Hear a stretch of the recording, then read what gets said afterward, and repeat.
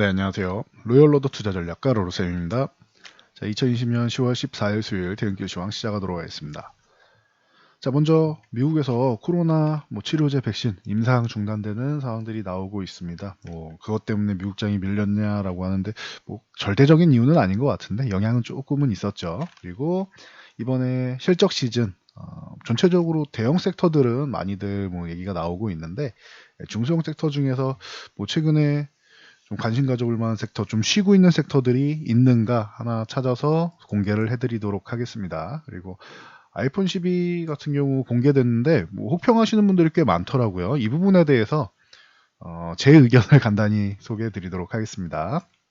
바로 본론으로 들어가서 자, 다우 지수 말씀드렸던 대로 여기 걸쳐 놓으면 안 된다. 오늘처럼 쉬는 구간 나오면 바로 이탈하는 거죠. 그렇기 때문에 28,500에서 한 차례 더 양봉이 더 필요하다라고 말씀드렸는데 바로 잘해줬죠. 그리고 나서 오늘 쉬고 내일이든 바로 반등이 나오든 아니면 조금 더 쉬던 28,500을 흔들기 정도 나와도 강하게 이탈하지 않고 유지해 준다라고 하면은 이거는 29,000 넘어간다는 뜻입니다. 그러면 29,000 넘는다는 건 3만 포인트를 향해 간다라는 뜻이겠죠. 그러면은 다우지수는 3만 시대가 열릴 가능성도 있다라고 보시면 됩니다. 요건 조금 더 지켜보자고요. 일단 단기적으로 빠르게 올라왔으니 휴식 구간 취하는 건 자연스러운 것 같습니다. 그러면서 이제 일라일리의 항체 치료제죠. 이제 임상시험 안정상의 우려로 중단됐다라고 합니다.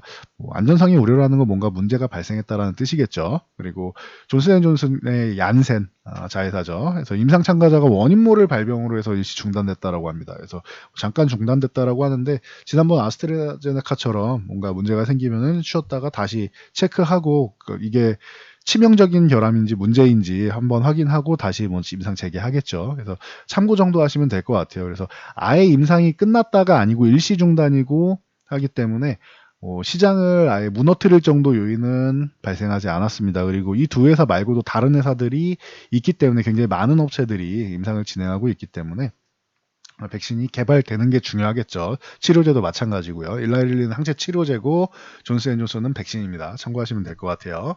그래서 이 정도 보시면 되고 오피니언 리서치에 이제 의뢰한 여성 여론조사에 보면은 이제 바이든 후보가 이제 현재 조 바이든 57%의 지지율. 이거 끝난 거죠. 57%면. 트럼프 대통령이 지금 현재 40% 지지율. TV 토론 끝나고 한 16% 차이다라고 말씀드렸는데 1%니까 거의 비슷하다고 보시면 될 것 같아요. 격차가 좁혀지지 않았다라는 것. 벌어지지도 않았지만 좁혀지지도 않았다라는 것. 그래서 트럼프 대통령이 이제 그 양성 판정을 받으면서 한방 일발역전을 노렸어야 되는데 이 부분이 그렇게 좀 여의치 않은 것 같습니다. 그래서 참고하시면 될 것 같아요. 제가 볼 때는 그냥 제 기준에서 볼 때는 조금 급해 보인다라고 말씀드렸어요. 그게 연기인지 진짜로 급해서 그런 건지는 이제 본인만 알겠죠. 근데 제가 볼 때는 너무 급해 보이지 않는가라는 의구심이 든다라고 말씀을 드렸으니 참고 정도 하시면 될 것 같습니다. 자, 그리고 아이폰 12가 공개됐는데 막 여러 가지 혹평이 나오고 있습니다. 맥이나 아니면은 ARM 기반으로 한 맥, 그리고 헤드폰, 스마트 태그 이런 서프라이즈 같은 게 없었다라고 하는데 그냥 제 의견을 말씀드릴게요. 최근에는 아이폰이 그렇게 서프라이즈하게 나오지 않았던 것 같은데요. 제 생각에는 최근 몇 년간은 서프라이즈한 것보다는 기존에 그냥 충성 고객들 이끌고 가고 우리는 애플이다라는 정도만 부각을 해줘도 판매가 잘 됐었던 게 아닌가. 저는 그렇게 생각합니다. 그리고 특이한 게 아이폰 애플 제품은 혹평을 받는 이런 시즌이 있어요. 특히나 혹평을 받는 시즌이 있는데 그런 시즌에는 이상하게 판매량이 더 늘어납니다. 이게 혹평하시는 분들이 오히려 마음에 들어서 더 부러워가지고 그런 건지 아니면 정말로 혹평하는 건지 요거는 좀 물음표인 것 같아요. 그래서 좀 징크스라고 할 수도 있는데 그동안은 이 좀 안 좋은 얘기를 하시는 분들이 많으면 많을수록 그 이후에 보면은 굉장히 서프라이즈하게 판매량이 나왔었으니까 한번 지켜보자고 이번에도 어떻게 될지 좀 신기한 기업이에요. 혹평이 많으면 판매량이 늘었다. 좀 신기한 기업이에요. 그래서 요거는 참고로 알고 가시면 될 것 같습니다. 그래서 다우지수 조금 쉬어가는 흐름 만들었고 나스닥도 쉬었는데 다우는 살짝 내려왔다면 나스닥은 그냥 횡보하는 수준이죠. 그냥 약보합권으로 해서 거의 지수 그대로 유지했습니다. 나스닥 같은 경우는 지금 만스닥 시대를 열었다라고 말씀드린 지가 얼마 안 된 것 같은데 벌써 12,000포인트 근접해 있습니다. 사상 최고치 바로 밑에서 이제 대기하고 있죠. 그래서 한 차례만 탁 튀어도 뭐 오늘이라도 사상 최고치 돌파해도 장중에 돌파 시도 정도는 나와도 이상할 게 없겠죠. 그래서 참고 정도 하시면 될 것 같습니다. 그래서 다우지수 나스닥 살짝 쉬어가는 흐름이고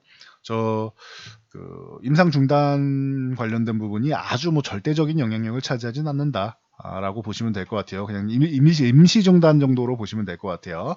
자, 우리나라 지수 그래서 오늘 쉬어가는 흐름 2400 위쪽에서는 살짝 쉬어가는 흐름을 만들고 있습니다. 포지션상으로는 하단은 2300 정도 그리고 상단은 한 2480 정도 전후로 해서 이제 요 정도 레인지가 됩니다. 지금 그러면은 2300 2400, 한 80 정도면 요 정도 됩니다. 그러면 기존에 있던 박스권보다 한 1, 2% 정도 높은 정도, 박스권이 좀 높아지는 이런 정도의 수급을 만들고 있는 거예요. 그럼 이 박스권에서 크게 어긋나지 않는다라는 겁니다. 그래서 참고하시고 대신 정말로 2480 정도까지 간다라고 하면은 이 박스권을 돌파할 가능성은 있겠죠. 만약에 기존 박스권을 돌파하게 된다라고 하면은 80에서 잠깐 쉬더라도 2500을 넘어갈 가능성은 충분해 보입니다. 현재 수급이 그렇다라는 것이고 뭐 돌파하는 여부나 이런 부분은 조금 더 포지션을 봐야겠죠. 이제 3일 구축한 거니까요. 그래서 뭐 다음 달 11월물이니까 아직 조금 더 시간이 많이 남아 있다라는 거 알고 계시고 현재는 좀 이렇게 레인지를 넓게 구성하고 형성하고 있다라고 보시면 됩니다. 그래서 좀 안정적으로 보시면 되고요. 오늘 같은 경우 시장이 좀 밀렸는데 외국인들은 뭐 크게 뭐 우려할 사항은 없는 것 같아요. 기관에서 계속 말씀드렸듯이 그냥 기관에서 매도를 하고 있습니다. 그래서 이렇게 보시면 될 것 같아요. 아, 기관 투자자들이 매도를 하고 있구나. 오늘도 역시나 매도하고 있구나. 연기금에서 매도하는 게 좀 기분이 나쁜데 연기금은 무슨 생각을 하는지 솔직히 저는 잘 모르겠습니다. 그러니까 어느 정도 이제 예상 가는 부분이 있는데 저랑은 조금 이제 결이 좀 다르신 분들인 것 같아요. 이게 뭐 맞다 틀리다가 아니고 그냥 다르다라고 표현하면 되는 것 같습니다. 저랑은 좀 생각이 많이 다른 분들이 계시는 것 같아요. 그리고 나머지 부분에서는 뭐 금융투자, 투신, 사모펀드 계속 말씀드렸죠. 이제 금융투자는 이제 단기적으로 프로그램 영향력 뭐 굉장히 크다라고 꾸준히 말씀드리고 있고 뭐 여러분들이나 여러분들 주변에서 펀드를 환매하면 그 자금 환매해줘야 되니까 그리고 연말로 가면 갈수록 환매하시는 분들이 꽤 늘어날 거다라는 예측에 의해서 좀 현금을 좀 확보하는 영향력이 있습니다. 이런 게 있으니까 참고하시고 기관에서 코스피 거의 3,755억 코스닥에서 2,000억 이상 어마어마하게 그냥 던진 거예요. 보시면 되고 이 정도면 사실 코스닥이 아예 뭐 폭락 수준이 나와도 이상할 게 없습니다. 그런데 그거에 비해서 코스닥 뭐 한 1% 정도 하락이라고 치면은 코스닥도 이 정도면은 잘 버텨준 거다. 그동안 뭐 강세 유지했었는데 21선 정도 터치하는 정도면은 뭐 코스닥도 잘 유지해준 것 정도는 된다라고 보시면 되고요. 외국인들 주식 그렇게 매도하지 않았죠. 최근에 주식을 연속으로 매수하고 있었다. 최근 한 달 동안 1조 4천억 매수했다라고 말씀드렸죠. 그리고 코스닥은 뭐 관망이고 그래서 코스피 쪽에 파생 동향을 보니까 선물 시장 그렇게 뭐 매도한 게 없고 콜옵션, 풋옵션 금액 자체가 거의 없죠. 위아래 살짝 막아놓는 수준인데 금액 자체가 없기 때문에 이것도 크게 의미가 없어요. 그러면 오늘도 역시 관망. 외국인은 이번 주에 거의 관망하는 수준으로 보고 있다라고 보시면 돼요. 그래서 조금 지켜보고 있다. 라고 생각하시면 됩니다. 그래서 특별히 뭐 엄청나게 좋은 수급, 엄청나게 나쁜 수급 얘기하기보다는 기존의 수급 자체가 조금 긍정적으로 형성해 놓은 것들이 있기 때문에 이번 주는 2400포인트 부근에서 관망하면서 잠깐 쉬어가는 구간을 만들고 있다 정도로 보시면 됩니다. 그래서 뭐 보시면은 크게 급등 나오는 것도 없고 크게 급락 나오는 것도 없이 그냥 쉬어가는 흐름 만들고 있죠. 그래서 이 정도로 이해하시면 될 것 같습니다.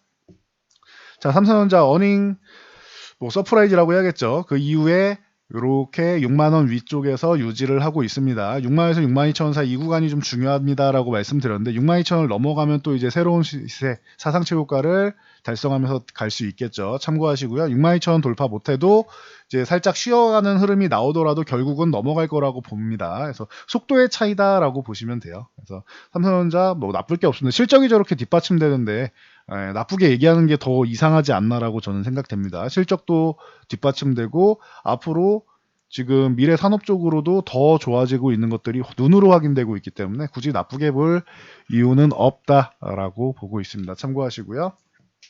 자, 그리고 오늘 셀트리온 그룹주 간단히 봐드리면은 뭐 셀트리온은 뭐 큰 이슈가 없는 것 같은데 왜 보나요라고, 오늘 밀렸는데 왜 보나요라고 생각하실 수 있는데, 아까 일라일리의 이제 상체 치료제 안전 문제 있었다라고 말씀드렸죠. 그래서 셀트리온 상체 치료제도 좀 문제 생기는 거 아니냐라는 심리가 작용을 합니다.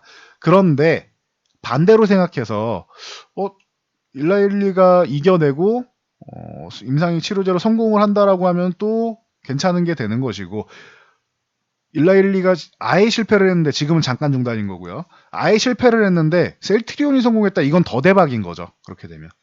웬만하면은 저는 대부분의 회사들이 성공하기를 기원하고 있습니다. 이거 다 글로벌 시장에서 모두가 다 같이 빠르게 이겨내는 게 제일 좋은 거 아니겠습니까? 그래서 모두가 성공하기를 바라는데, 그래도 팔은 안으로 간다고 일라일리가 실패를 하더라도 셀트리온이 성공했으면 더 좋겠다라는 생각을 하죠. 셀트리온뿐만 아닙니다. 전체적인 기업들이, 녹십자도 그렇고 다 성공을 했으면 좋겠다라는 생각을 가지고 있습니다. 성공하게 되면은 셀트리온은 대박이구나 생각이 되는 거죠. 그래서 셀트리온 그룹주가 단기적으로 오늘 이렇게 밀렸지만 괜찮다라고 말씀드릴게요. 21선 이렇게 단기 반등 나오면서 저항받고 밀렸다가 이거 27만 원 구간 넘어가게 되면 30만 원 가는 거는 이제 어렵지 않은 구간이 되고, 30만 원도 넘어가면 위쪽으로 갈 수 있겠죠. 그래서 계속 말씀드리지만 셀트리온 그룹은 올해가 제2의 도약기다라고 말씀을 드렸어요. 유럽 쪽에 램시마이스시, 그리고 미국 쪽에 뭐 트룩시마, 램시마이스 씨 얘기하니까 아까 존슨앤존슨 얀센 얘기 나왔죠.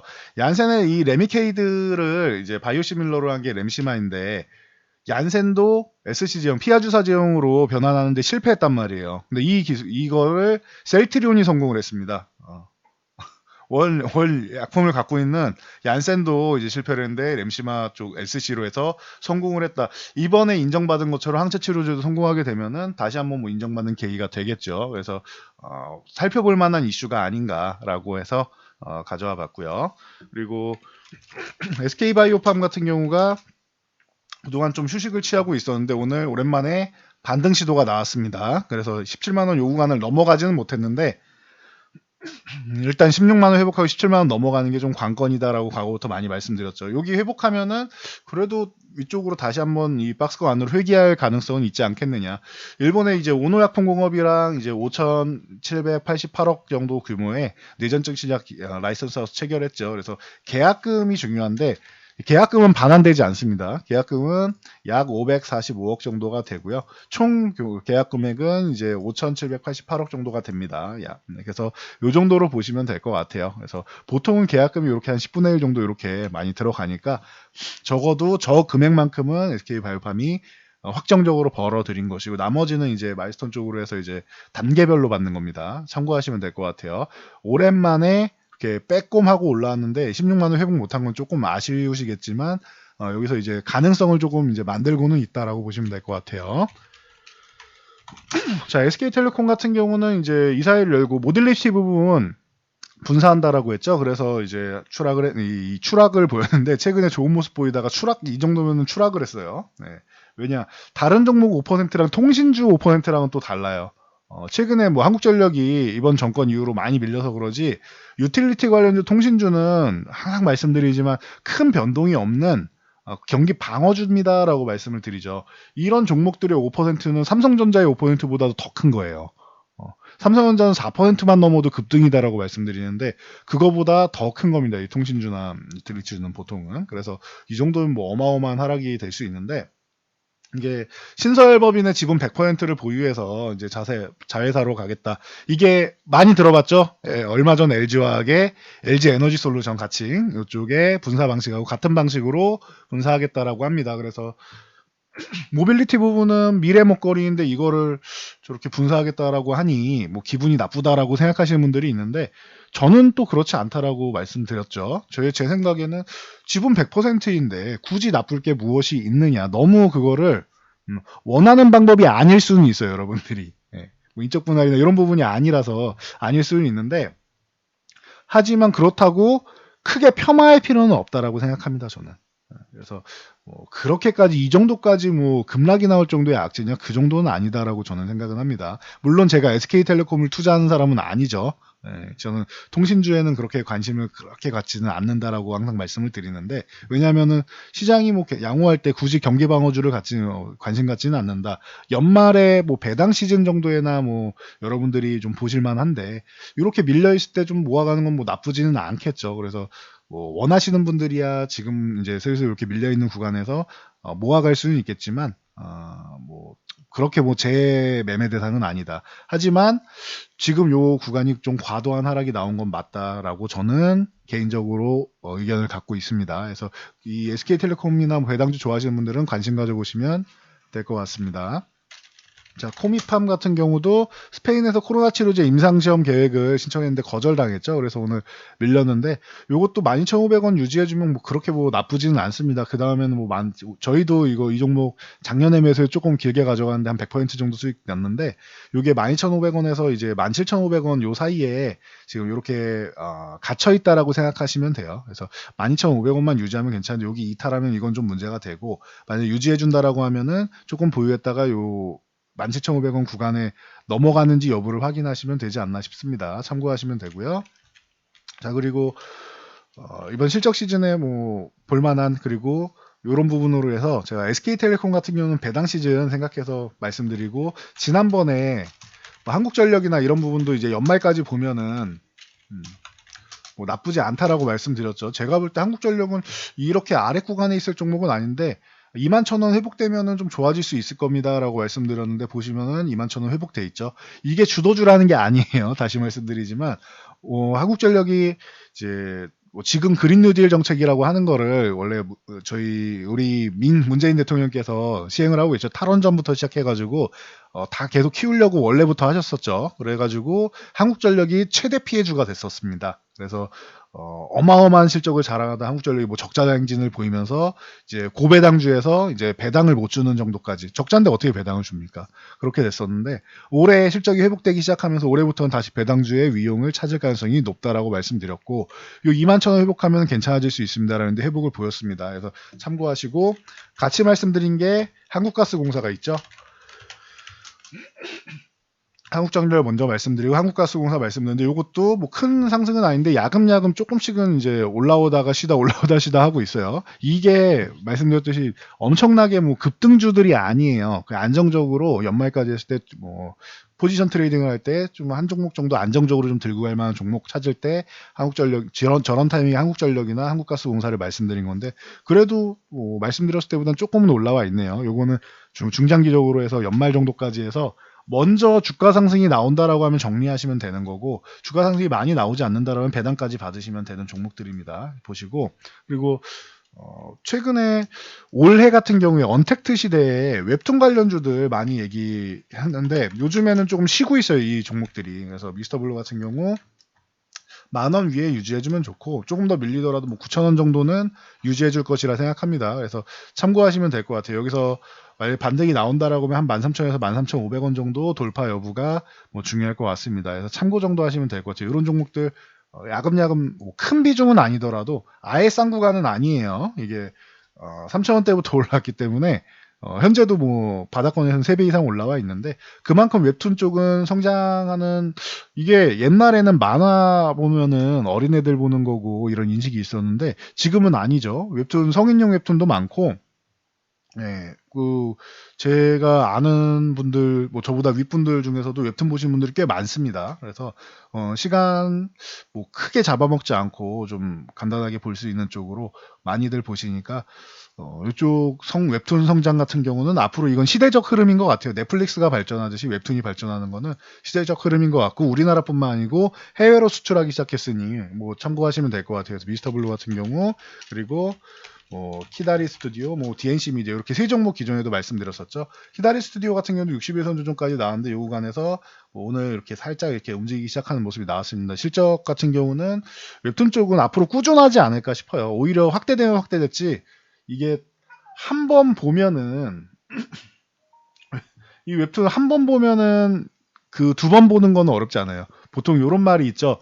한 번도 안 본 사람은 있어도 한 번만 본 사람은 없다. 웹툰 같은 게 그런 개념이 아닌가 싶습니다. 그래서 한 편 보면은 끊을 수 없는 그 시리즈가 한번 재미 붙이면은 다른 것도 보고 해당 작가의 다른 제품도 보고 다른 작품도 보고 하면서 이제 좀 이제 마성의 매력이 있다라고 합니다. 그래서 저는 그래서 잘 안 보는데 괜히 그런데 이제 머리 식힐 때 한 편 정도 보면 모르겠는데 빠져들면 안 되기 때문에 저는 잘 못 보는데 주변에 보시는 분들이 꽤 많았던 것 같아요. 그러니까 여러분들이 좀 관심 가져볼 만한 시대에 맞는 종목들 중 하나가 아닌가 싶습니다. 키다리 스튜디오도 지금 61선 유지된다라고 하면은 이 9,500원 부근에는 21선 돌파 여부가 중요하겠죠. 여기 돌파하게 되면은 만 원대를 한번 볼 수 있지 않겠느냐. 거기 그리고 기존의 추세가 이탈한 게 아니기 때문에 그냥 추세 매매하셔도 나쁘지 않은 것 같아요. 그러면은 이렇게 고점에서 추격 매수하지 말고 제가 항상 말씀드리는 게 이런 고점 추격 매수가 아니고 한 일주일에서 한 달 뒤에 보면은 일주일 뒤에 보면 이만큼 내려와 있잖아요. 한 달 뒤에 보면 이만큼 내려와 있잖아요. 이해하시겠죠? 어떤 개념인지. 이렇게 고점 대비해서 한 달 뒤에 보시면은 쉬는 구간이 나와요. 그러면 이렇게 쉬는 구간에서 관심을 가져보는 거죠. 그래서 이렇게 해서 여러분들이 체크하시면 될 것 같습니다. 참고하시고요. 예.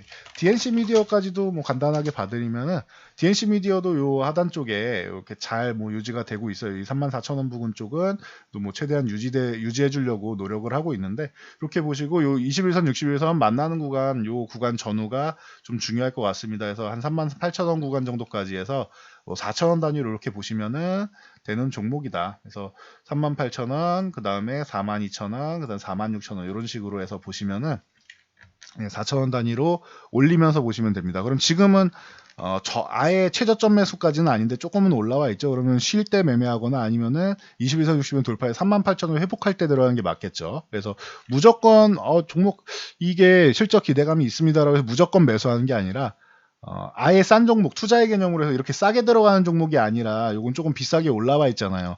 비싼 종목을 더 비싸게 팔기 위해서는 조금 여러분들이 디테일하게 가격을 보는 것도 방법이 될 수 있습니다. 그래서 참고 정도 하시면 될 것 같습니다. 그래서 오늘은 각종 이슈들 외에도 실적 시즌에 이제 대형 섹터들 말고 이렇게 좀 틈새 시장 노릴 만한 이런 언택트 관련 섹터들도 있다라는 거, 그리고 최근에 좀 휴식을 취했다.